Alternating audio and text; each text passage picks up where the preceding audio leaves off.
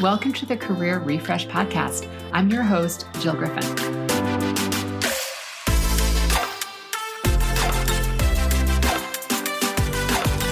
I'm a former media and marketing executive turned career strategist and executive coach. I spent my career working my way up and through the ranks of global organizations and startups, and today I show others how to do the same. Join me each week as we discuss the strategies and actionable steps to leverage your strengths, increase your confidence, and develop your career well-being. Ready? Let's do it.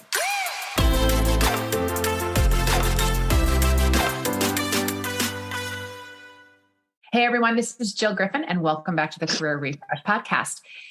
Continuing with the People I Believe You Should Know and Meet series, I am introducing you today to one of my dearest friends from over 30 years, Amanda Lawrence. Amanda has an incredible story, and I really feel that when you hear it, you will understand. Amanda is a married mother with two children, with one of them on the autism spectrum. And one of the things that we're going to really talk about today is how she has been able to maintain both being successful in her career, being able to help both her neurodivergent child and her mainstream child get the services and what they need in order to be able to be successful in their lives, all while also being an assistant vice president and team leads of claims and claims advocate for Alliant Insurance Services. She has 26 years of claims handling, management, and account services, broker services. She has this really unique ability and understanding of the claims process, and really in a consultative position, really helping her clients understand what's best for them and servicing them. She is an advocate for inclusivity and of special needs community and support for neurotypical siblings who are truly the unsung heroes in the families. So with that, please welcome one of my nearest and dearest, Amanda Lawrence. Hi, Jill. How are you? Thank you so much for that introduction. I'm a little verklempt now. You're bringing a little tear to my eye. But I appreciate you having me on, and I look forward to our chat.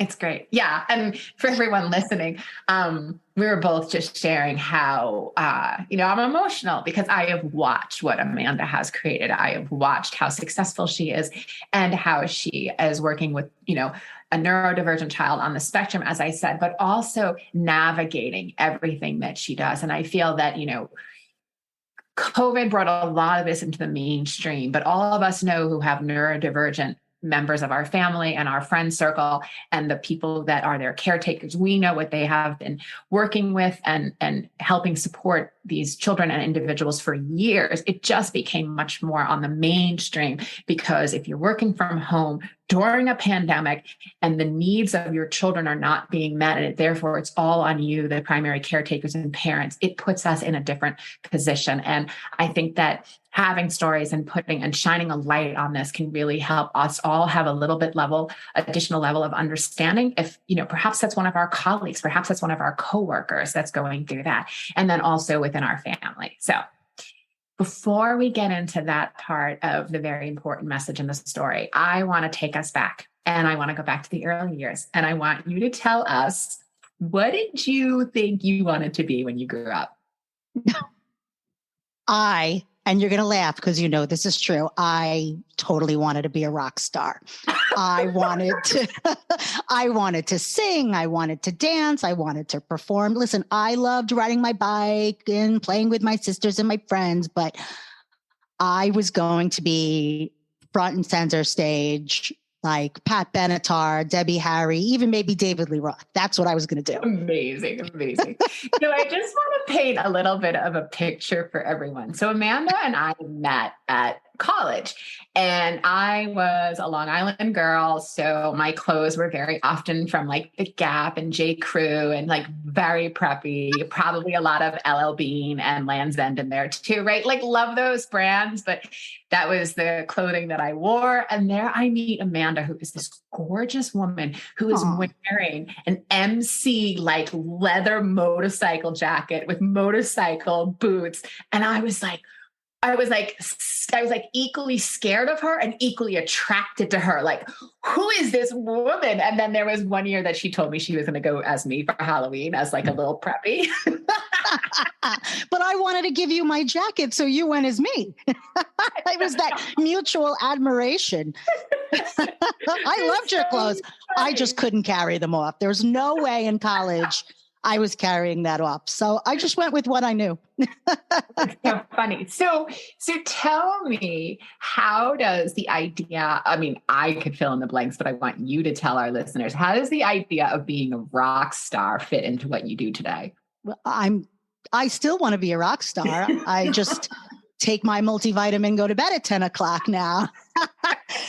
But, the reason I love entertainers is I feel like they have such personality. They've got bravado, right? They've got that it factor that I just was always fascinated by and attracted to. Coming along with also, there's a lot of stress in life. And when you listen to some music, your problems go away. You're having a good time, or you're having a good cry. Like, they bring out feelings in you. I love it. Right. That just bring emotions to the table. So we're not all walking around like robots, and it's fierce. It's like kick ass, keep moving. You got to get it done. Like, that's something that I've just always admired. Definitely. What are some of your rally songs? Like, if you need to get yourself psyched up for a big work day ahead, what are some of your rally songs?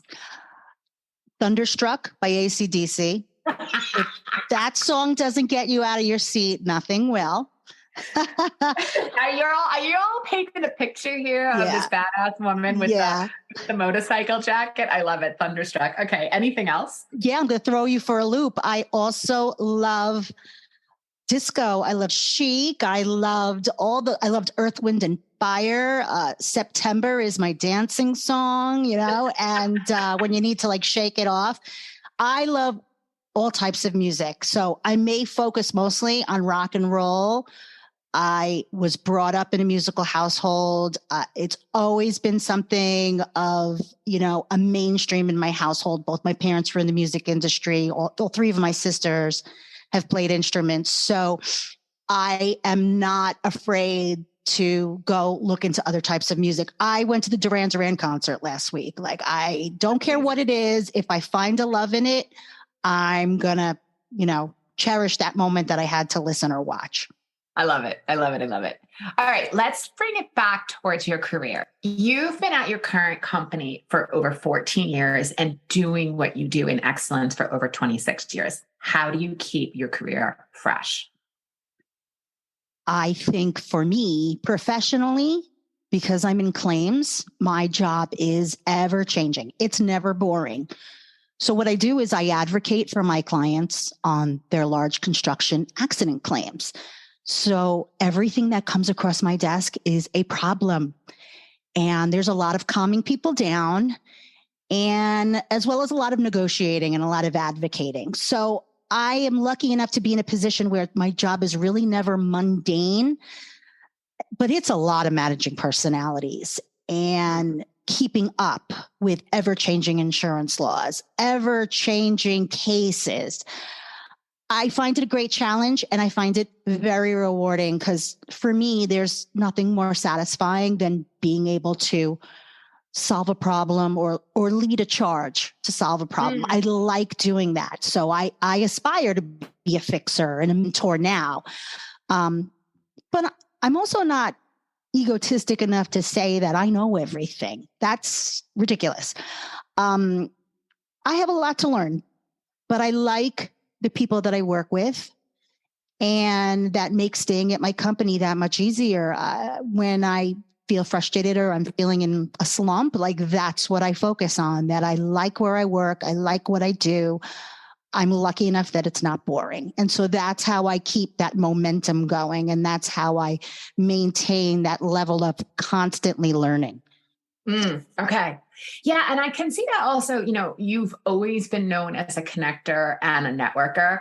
And, even back when we were in college, you would be like, oh, don't you know so-and-so? And, you knew everyone and everything. And I would imagine a lot of that comes into your claims work of like really getting to know, even if it's someone you don't know for a long time, getting to know them on the personal level, that human connection aspect. What I have to imagine really helps your day and helps aspects of the work you do. Would you agree? I think so. I like being a people person. I think I'm kind of a natural when it comes to just trying to connect with people. I mean, I have this weird ability. I know you know this, but right. I never forget a face. Never. Nope. Now, I may not remember someone's, name. I know that's weird because I'm not great at that. But if the time is appropriate, I'm going to take that time to ask someone, have we met before? Because you are so familiar. And that starts a conversation. Whether you know the person or not, the person could say, I've never seen you, heard of you in my entire life. I may just look like someone you know. But at least it starts that conversation, right? And it makes people feel seen. And even if you haven't met before, it's people... what is that Maya Angelou quote? People don't remember what you say. They remember how you made them feel. Again, I'm paraphrasing, but that's that idea that if you came up to me and be like, haven't you met before? It also helps me feel like, oh, there's something about me that's familiar or memorable. And there's a connection there. So absolutely. I think that's a really beautiful way of weaving in your connector and your connecting abilities to help people feel seen and heard. And that's really what most people just want. They want that level of validation. Thank you. Well, people are fascinating. I love to people watch. Who doesn't love to people watch, right? I feel like when you talk to someone, whether it's at a professional forum or not, like you kind of need to know how to speak to people, right? Your goal is to get them to respond. So that's really the key. I'm more of a get flies with honey type of girl. Mm-hmm. I approach it in business as, hey, I'm not going on the attack for you. This is business. I may need something from you at a later date. So I try to stay calm and I'll ask questions. If I'm knowledgeable on the topic, I'll give my point of view and I hope I get results. Unless the person's a complete jerk. But even then, when you're at work, if you have to deal with them, you just got to do it. Don't get too much in the weeds. Just try to work with people because that's what we're here for, right? Right. And, one of the things also about you is you have this incredible sense of humor. How have you known, one, I have to imagine it's helped you tremendously, but how have you managed, when to bring humor in? Because at times you're dealing with serious things and when to not, that it's not the right time for humor. That comes along with the people watching as well. And body language is really a big telltale. But I've also learned, just because someone has their arms crossed doesn't necessarily mean they're angry. They could be cold. Never try to guess what someone is feeling. Listen to what they're saying. If you're the one to initiate the conversation, come in politely, ask your questions. I use humor. That's my key. If you can find the key to open a door, whether it's humor or maybe if you're an assertive person and you command respect, whatever it is that is your niche, try to hone in on that. Mm-hmm. And I think that's something that's important. It's not only do you know what to say to people, but you got to know how to talk to people. Yeah. Yeah. Okay. So I'm going to take a little bit of a pivot and I want to talk a little bit about your children and what it's like as a mother of a neurodivergent child. So tell us a little bit about your son. My son is a teenager. He just turned 16. He is on thank you. He's on the autism spectrum. Recently, when he was first diagnosed, it was PDD-NOS, which was pervasive development disorder, not otherwise signaled or something like that. They've changed it a little bit now. So he is ASD, autism spectrum, because no two people with autism are the same. And I would say he's maybe a level 2. He's independent in some regards. His speech is a little delayed. His cognitive ability is a little delayed, but he is smart as a whip. And he also has that talent that I have. That he never forgets a face or never forgets a thing. Yeah. So he's a great kid. And His sister's a great kid, and I'm so lucky to be their mom. But I'm not going to lie. That's one of the hardest challenges as being a professional and a mother or a caregiver. Not everybody has a child with a disability. Some people have parents, they watch out for, siblings, grandparents, friends. If you're doing both, that level of working full time and being a caregiver, it is tough. You have to really find the time to do everything because they're both so necessary. They're not jobs that you can just brush aside. They are necessary. You have to make them work. So before the pandemic, we had a sitter at home who would be there after school, get them off the bus, play with them, homework, whatever. Now I do a hybrid from home and the office. So when my son is in school, that's when I get most of my day done. I stay very organized. I try to do the tasks in a priority level because when he comes home, he's a great kid, but as a teenager, he still hasn't learned boundaries. It's not the first thing he thinks of, right? So he'll come in sometimes, ramped up, either wanting to talk to me or not, needing help with the homework, stressed out. And he can become very agitated. He can become very loud in a workspace. Mm-hmm. That's the times I'm going to put on my mute button, or I'm going to change my Zoom screen, or I'm going to excuse myself for a minute. And that's the same with my daughter too, because she's a preteen. So she has that same level of attention that she needs. So I can do the same for her too. But, there have been moments I texted my supervisor, please, you got to finish this call. She's a great boss and she's a caregiver to her mother and she's a mom herself. So she's always willing to help. But my husband and we have our kids in a great routine and they get some downtime before they love, doing whatever they do and before they go to bed. And we made that work for us. We noticed that routine soothes our older son and has become a good pattern for my daughter. So we base our home life on routine too. So like I have a calendar and a diary for my job. I kind of have the same thing at home. And I can see why that would be so important to keep routine. I mean, routine in general, but to keep routine with, the various personalities in the family. Yes. And there are times that things spin out of the routine. But if what I do anyway is if I can keep that routine most of the time, then I can tell my son, he's 16 now. So this is years and years and years of telling him sometimes you have to be flexible. There's flexibility. So we might have to run to the supermarket because we have no eggs right now and I'm making an omelet, but you have to learn to be flexible. And it would be much appreciated if we could just get an extra 20 minutes to do other things. And over time, he kind of grasped that with maturity. And now, we have that pattern going down. I'm also lucky that my husband is also full-time home and office. He's just as involved in the children's lives in the household as I am. So he does the laundry, he does the cooking too. So, hey, for all those dads listening, we recognize you do great things as well. It's not only about the mom. Yeah. Absolutely. It's a challenge, but we group together and we do what we got to do. Yeah. I want to take us back to something you said. You mentioned that, sometimes if your son comes home, it might be noisy or he might need support. And that you said you texted or you might, text or Slack your supervisor and say, can you take this? So that tells me that your supervisor knows. Was there ever a time where you had to think about whether or not to disclose? Yes. When I first started working at my company, I would say my son was maybe a year and a half, 2 years old.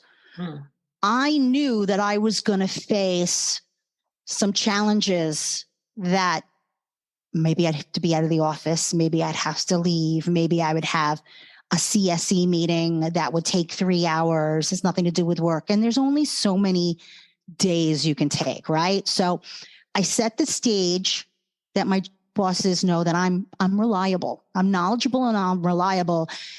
And please trust me that I can get the job done. Please give me the autonomy that I could get the job done. So, that's something that was always instilled in me, the importance of a job well done, right? No matter what it is. So knowing I wanted to kind of move up the corporate ladder, I felt like when he was first diagnosed, it was better that I be transparent.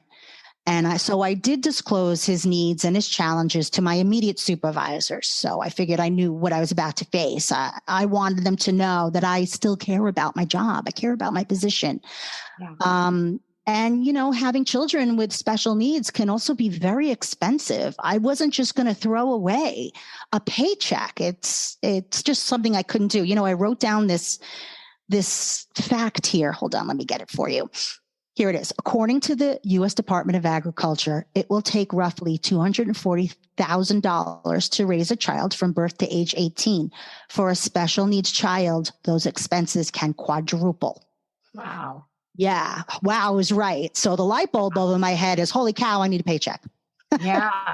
So the ability, just, want to call out, it shouldn't be, it shouldn't be special, but the fact that your, supervisor and your team were understanding, you just, God, I just take a moment and appreciate those people so much because that isn't the norm. So, awesome for you and your family that you do have that. Have there ever been a time in which, you had to figure out how to blend, like you had a big presentation or a big meeting or something that was, happening, but then at the same time, something was going on with your children, and how did you navigate meeting both requirements? You have to find your village. You have to find your people. I was lucky enough that when I divulged this to my supervisor, I got some sympathy. It turned out that my supervisor was always already in a similar situation. So she, and she's also one of those people who was a great mentor and knows that we are professionals, but we're not robots. We're human, right? So she gave me a little bit of leeway. I also showed appreciation in letting them know, I know I'm not unique. You could give me a big so what and tell me to hit the road. Yeah. I wanted to show them that I was so thankful and so grateful. So if there were things that I couldn't do in regards to my professional life, if I couldn't go to a meeting for any reason, I made sure I prepared for it before. I would call the client and say, I have this conflict. Can we change the meeting? What's the worst they're going to say? No. Then I'd send someone in my place. Same thing with home. My kid maybe is not feeling well and is a little nauseous, maybe not a fever. I'll call, somebody in my family or a friend, a neighbor, and say, hey, I can make it home, but I need about 3 hours. Can you stay home with my kid? Just put him to bed or put her to bed and just stay in the house, and I will be home at this time. If you can find your people, find your village, find your confidant and your friends, take all the help you can. Don't ever say, no, I got it all. I can handle it all. No, that's wrong. That's the wrong way to do it. Coworkers too. If you have people who maybe are your support staff or you're training them, send them to the meeting. It's a learning experience for them too. If they're prepared, you can send them in your place, and you can give your client the heads up and saying, I'm sending this person. They're not as seasoned as me. If you have any questions, you can absolutely call me. But is this something that I can send somebody else in my office to? Because it gives them an opportunity to step up and get additional experience. Right. So it can create that win situation all around. Right. But you got to remember, it's not really a balance, right? I don't like to say no. Well, when you balance, right, it's totally a myth. You're delusional if you think otherwise. Right. But when you think of the word balance, right? Something goes up, something comes down. Something goes up, something comes down. When you are a caregiver and a professional, I think what works better is you integrate it. You immerse it together. You are a mom. You are a professional. You are an aunt. You are a dog walker. Mm-hmm. I don't think it's a balance, because I think if you say it's a balance, then the times that you're low, you're bringing your mindset into, I'm at a low point. And I think that you might fall into that trap then, that you're feeling defeated. Mm. You can't be defeated if you have these jobs to do. So being a mother, being a professional, they're not mutually exclusive, but they are intertwined. So instead of balance, I like to say integrate. Yeah. Yeah. No, that's, and it's also, we're hearing more and more of it, right? This idea of like work-life balance, which of course is just silly. And I also say, why isn't it life before work? And then it's really life-work integration. So, I think that's a really important point. When you think about your family, how do you balance the support that your neurodivergent child needs with the support and attention that your neurotypical child needs? How do you balance that? They are different types of needs. You have to watch, you have to pay attention. My son has no boundaries. I can be on a call like I am with you right now. He could walk right up and start talking to me. I'm like, I am on the phone. But your typical, for lack of a better word, child may not do that. They might see that your hands are full and take a step back and not share with you some things that they may need. I have always told my daughter, if she needs me, let me know. We have a code word if we're in public that she could just say, Mom, it's lemonade. Mom, I really could use some lemonade. That means I better stop. And she really needs me at that time. I let her know that she is just as important as her brother. Yeah. But she is really a true trooper.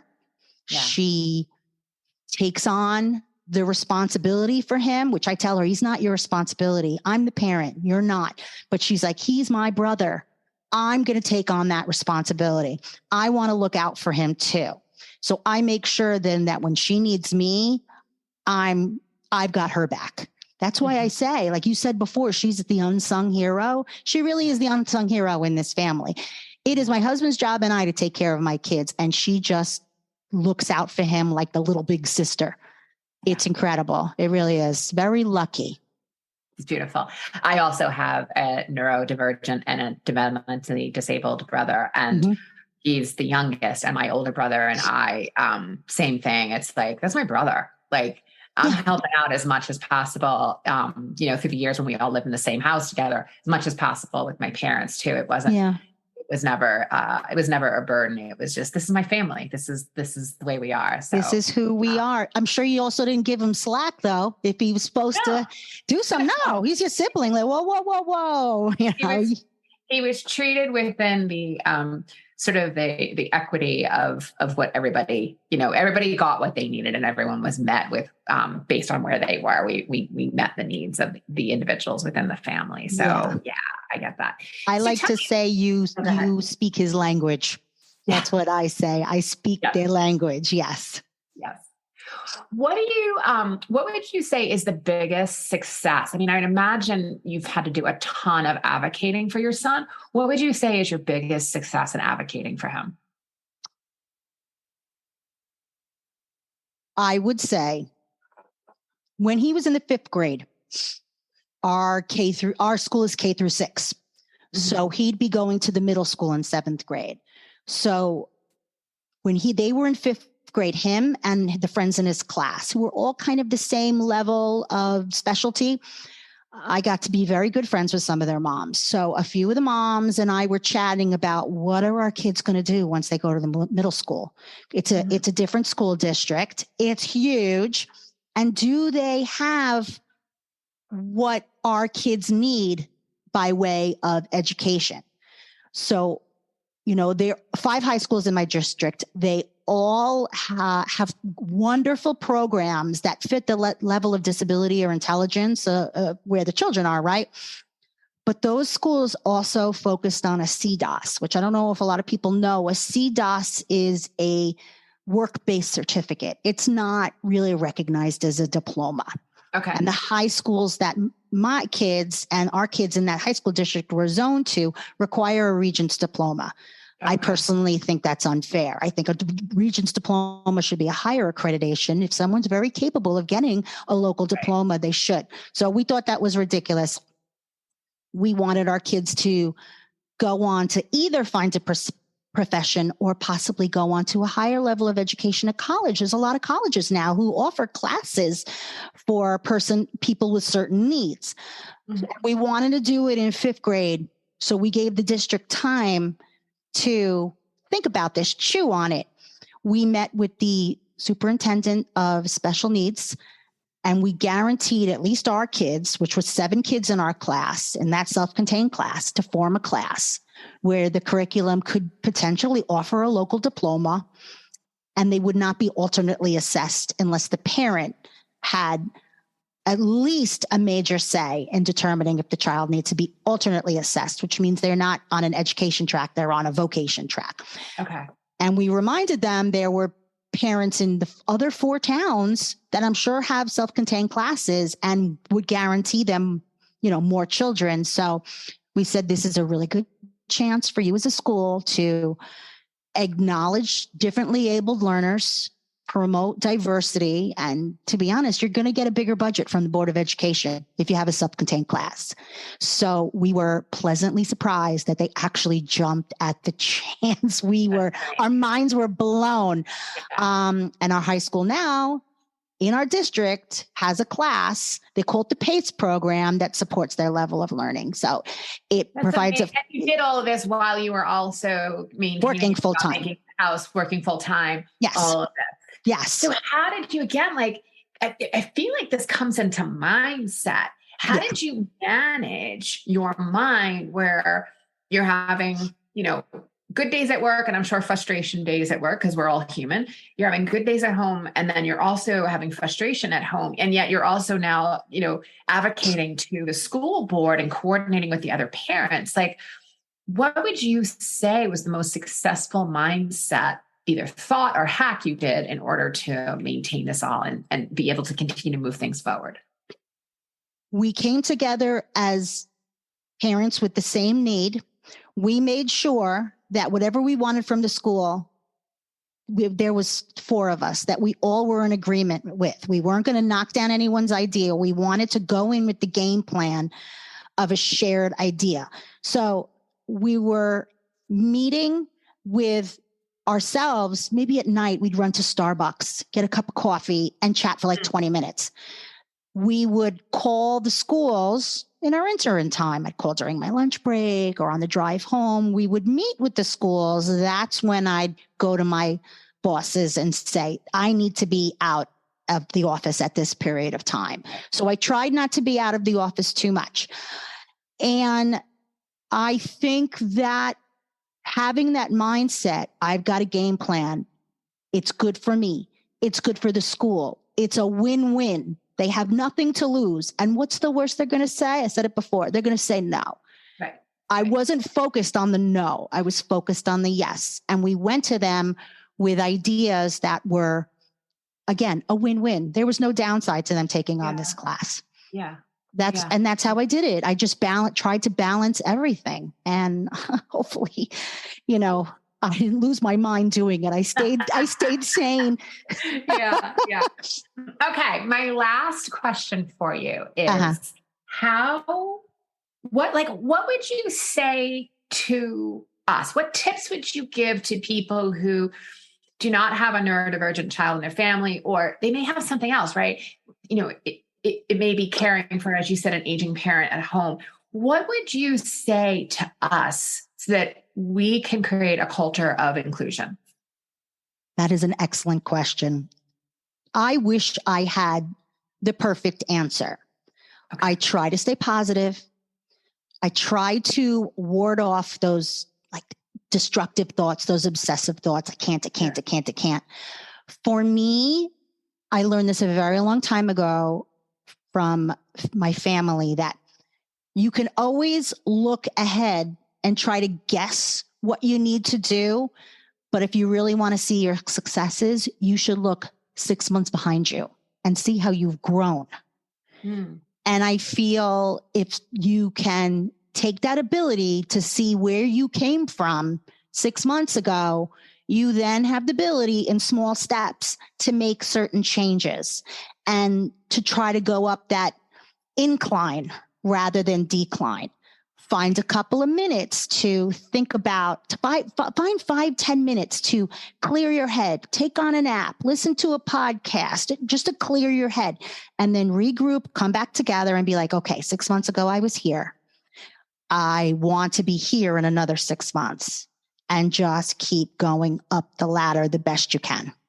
So looking back, evaluating the success, reflecting on it, and seeing sort of what parts of that you want to pull forward. Yes. Okay. Yeah. Okay. How can I be a better colleague to you? You just have to be a friendly face, someone who is willing to help. If you see me down in a low, you don't have to sit there and try to fix all my problems. But if you put a hand on my shoulder and say, it's going to be okay, that is priceless to someone who is constantly frazzled. I would say I have people in my life that I am lucky enough, such as you, to do that for me. We know each other well enough that we could say, you okay? You're going through something? Yeah. And that is the same on the work front. If you have a colleague that you really get along with, maybe you guys have lunch all the time together, or you're talking on the phone all the time, every now and then ask them how they're doing, not how their job is doing. How are they doing? Okay. I think that level of empathy, that level of empathy and compassion for others. So yes. basically be human and understand that. Be human. A tough day, and there's more that meets the eye. It may not just be about the workload in front of them. It may be about, the larger picture of what's going on in their life. I love it. So this was a treat. And I really thank you for letting people know, giving them a little glimpse into, your life and how you've managed both a successful career and managed within your home. Tell our listeners the charities you support and how they can also do so and support those same charities. I am a big admirer of Life's Work. Along with Life's Work comes the Family Center for Autism. Life's Work is a program which helps differently abled learners and people with developmental disabilities or physical disabilities find housing, find work programs. For the younger people in their program, they have the Family Center for Autism, which I send my son, and that gives a calendar of social activities where then the kids can socialize. They're always working. There's no harder worker than a special needs person, honestly. Yeah. This gives them the ability to play, maybe learn some social skills if it's not really their forte, or find something a little, a talent that they have a knack in. And the other foundation that I support is the Hance Family Foundation. That was an organization based on the ideals of Allison, Emma, and Kate Hance. I don't know if you remember, quite a few years ago, there was an accident on the Taconic Parkway where 3 little girls were unfortunately killed. So their parents decided to, this makes me a little weepy, I'm sorry. Their parents decided to use this time and use this charity to promote self-esteem programs worldwide. They promote social and emotional learning in memory of their daughters, because their daughters live their lives with such enthusiastic confidence. And I think that's something so important for the siblings of persons who are on a spectrum, because those siblings need just as much support as the other child does. So those are the charities I support. They provide great service and great guidance to both my children personally, and I've seen the successes that they've done pretty much worldwide, actually. So, yeah. Well, we're going to put those links in the show notes so people can also learn about those 2 organizations and support them too. Amanda, thank you so much. Thank you for taking the time to have a conversation and to really give people an idea of again, how you've been successful, how you work within the circumstances in your life, and how you are an example of what's possible. So thank you, Jill. I want to say thank you too. You are an inspiration. You are that friend that I always look at and be like, look at this girl, look at her go. Look at her go. I am always so impressed with you. I love you dearly. I'll talk to you very, very soon, but thank you so much. And I hope that maybe some of the stuff I shared today will help somebody else. I hope. Okay? I believe it will. Thanks so much. Love you. Thank you. Bye. Love you. Bye.